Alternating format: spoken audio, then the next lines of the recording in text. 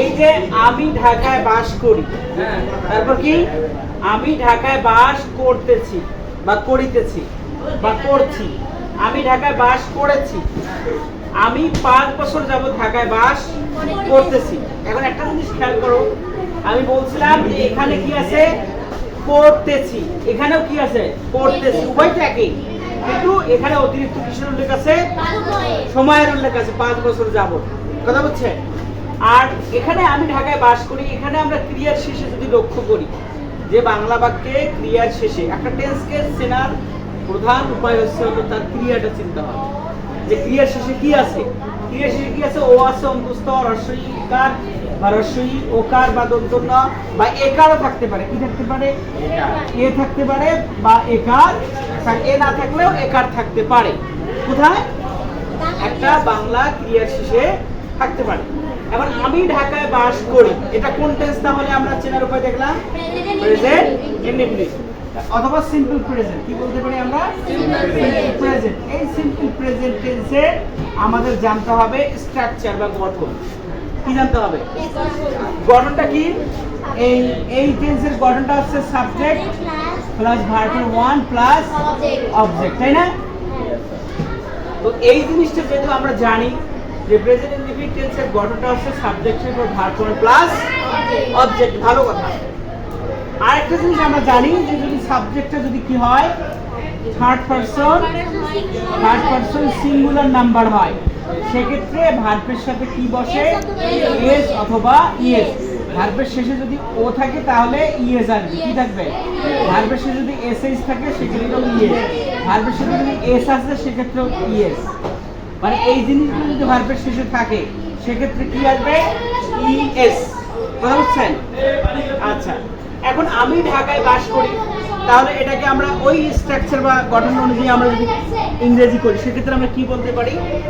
যে আমরা লিখতে পারি যে আই, বাস করার ইংরেজি হচ্ছে লিভ। যেহেতু ঢাকা একটা স্থান, এই জন্য তারা কি বলবে? ইন বলবে। I live in Dhaka. তাহলে আই লিভ ইন আমরা কি লিখলাম? ঢাকা।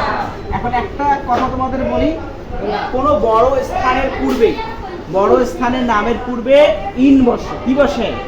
ইন বসে। এবং ছোট স্থানের নামের পূর্বে অ্যাট বসে। ছোট স্থানের নামের পূর্বে কি বসে? অ্যাট। আর বড় স্থানের নামের পূর্বে ইন। যদি একটা স্থান হয়, কয়টা স্থান হয়? সেক্ষেত্রে ইন বসবে। সেক্ষেত্রে কি বসবে? ইন। যেমন ধরো যে I live at Pirgachha in Rangpur, তাহলে পীরগাছা রংপুরের চেয়ে ছোট না রংপুর পীরগাছার চেয়ে ছোট? রংপুর পীরগাছার চেয়ে ছোট না পীরগাছা রংপুরের চেয়ে ছোট? পীরগাছার ছোট। এই জন্য পীরগাছার আগে কি লিখলাম? এক, আর রংপুরের আগে ইন। যদি শুধু বলতাম যে আমি পীরগাছায় বাস করি, আই লিভ ইন পীরগাছা, সেটা বুঝতে হবে। আমি কান্দিতে বাস করি, আই লিভ ইন কান্দি। এখন আমি যদি বলতাম আমি পীরগাছার কান্দিতে বাস করি, I live at Kandi in Pirgachha, অথবা আই লিভ ইন পীরগাছা এট কান্দি। অর্থাৎ যেটা যেখানে দিবা, ছোট স্থান হলে এট, বড় স্থান হলে ইন। তাহলে আমরা কি দেখলাম? I live in Dhaka. এটা কোন টেন্স আমাদের হয়ে গেল? Present indefinite. ওকে, এখন আসো আমি ঢাকায় বাস করতেছি, এখানে ক্রিয়া শেষে কি আছে? তেসি আছে। আর আমরা প্রেজেন্ট কন্টিনিউয়াস টেন্সের স্ট্রাকচার বা রুলগুলো যেটা জানি, যে বাংলা ক্রিয়ার শেষে কি থাকতে পারে? হ্যাঁ, তেসি, তেসো, তেসে, তেসেন, তাই না?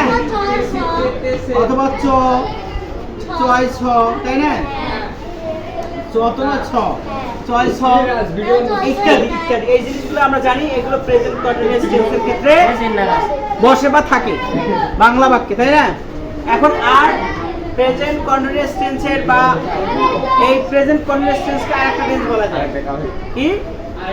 Progressive, present progressive tense. Progressive যে কথা, কন্টিনিউয়াস একই কথা। এখন শুনেন, আমি ঢাকায় বাস করতেছি, আমি ঢাকায় বাস করতেছি, এই টেন্সের স্ট্রাকচারটা কি বলতে পারো? তোমাকে দেখতে হবে প্রেজেন্ট কন্টিনিউয়াস টেন্সের স্ট্রাকচারটা হচ্ছে সাবজেক্টের পর কি বলবে? am, অথবা ইজ অথবা হচ্ছে আর, এবং ভার্বের সাথে কি বসবে? ING plus object. এটা আমরা জানি। তো নিয়ম অনুযায়ী এখানে একটা জিনিস আমাদের জানতে হবে, এম কার ক্ষেত্রে বসবে?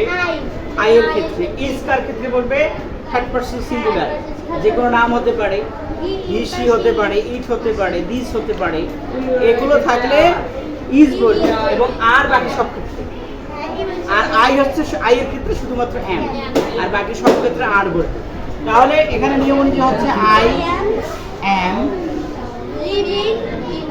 Living in Dhaka. আমি ঢাকায় বাস করতে। সহজ নয়? সহজ আছে। এবার পরের বাক্যটা খেয়াল করো, যে এখানে ক্রিয়ার শেষে কি আছে? সি। সি আছে কি? সি আছে। এখানে কিন্তু চয়েস নাই, সি আছে বা সে আছে বা সা আছে, অর্থাৎ ইয়াসি, ইয়াসো, ইয়াসে, ইয়েসেন এই ধরনের থাকবে। ঠিক আছে? সেক্ষেত্রে এই প্রেজেন্ট পারফেক্ট টেন্সের ক্ষেত্রে ক্রিয়ার শেষে আমরা এগুলো দেখলাম থাকে। এবং প্রেজেন্ট পারফেক্ট টেন্সের ক্ষেত্রে কোনো একটা কাজ মানে এইমাত্র সংগঠিত হয়েছে বা এইমাত্র শেষ হয়েছে, কিন্তু তার রেস্টটা এখনো আছে, বিদ্যমান। এই যে মনে হয় কাজটা, হ্যাঁ কাজটা মনে হয় কেবল হয়ে গেল, কাজটা মনে হয় কেবল হয়ে গেল, এই ধরনের যদি কোনো কিছু বোঝায় সেটা অবশ্যই প্রেজেন্ট পারফেক্ট টেন্স হবে। চলমান হবে না, চলমান হলে তো চলতেছে, মানে কাজটা চলমান বলতে কি একটু আগেই যেন শেষ হয়েছে, রেস্টটা আছে। দেখো আমি ঢাকায় বাস করেছি, মানে মনে হচ্ছে যে সে অল্প আগে করেছে, এরকম অবস্থা। সেক্ষেত্রে আমাদের কি লিখতে হবে? আমরা তার আগে স্ট্রাকচারটা আমরা কি জানবো? যে প্রেজেন্ট পারফেক্টের ক্ষেত্রে সাবজেক্টের পর কি বসে? হ্যাভ অথবা হ্যাজ, তারপর কি বলছে? ভার্বের থ্রি প্লাস অবজেক্ট। এখন একটা জিনিস আমাদের জানতে হবে যে হ্যাভ কার ক্ষেত্রে বসে? আই এর ক্ষেত্রে, তাই না? উই এর ক্ষেত্রে, ইউ এর ক্ষেত্রে, তারপর দে এর ক্ষেত্রে।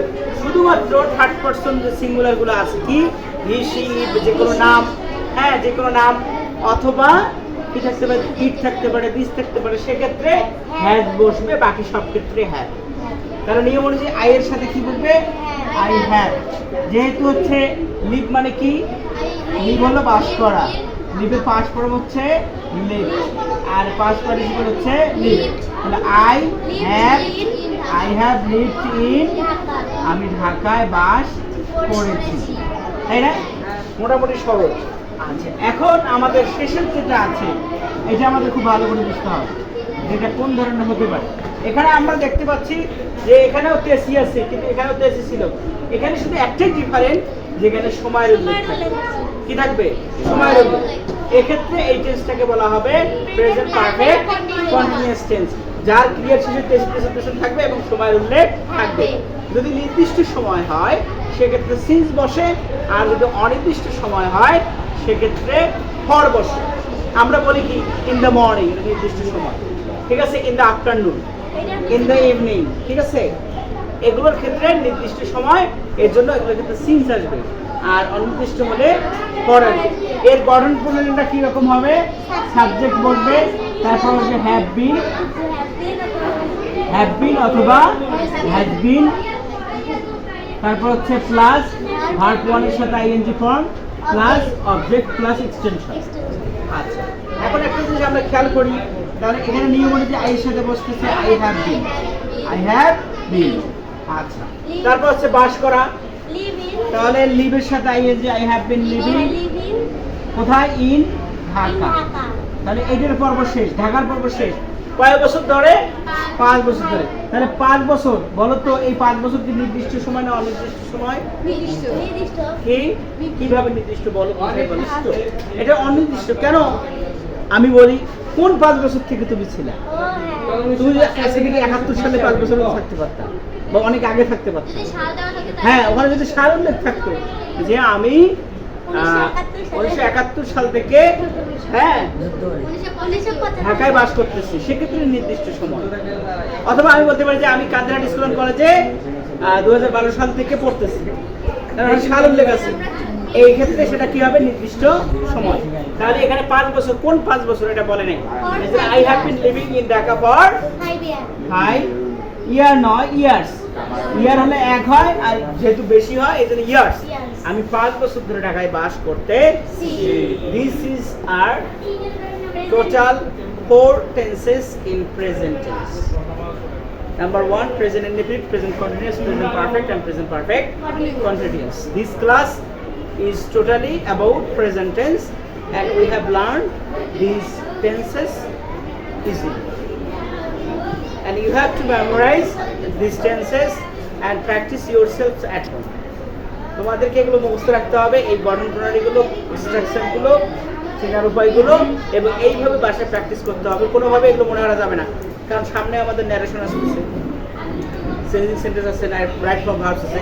রাইট ফর্ম অফ ভার্বসের প্রায় 30 থেকে 40 রুলসগুলো এসে টেন্স থেকে, মানে 30 থেকে 40টা রুলসে টেন্সের উপর।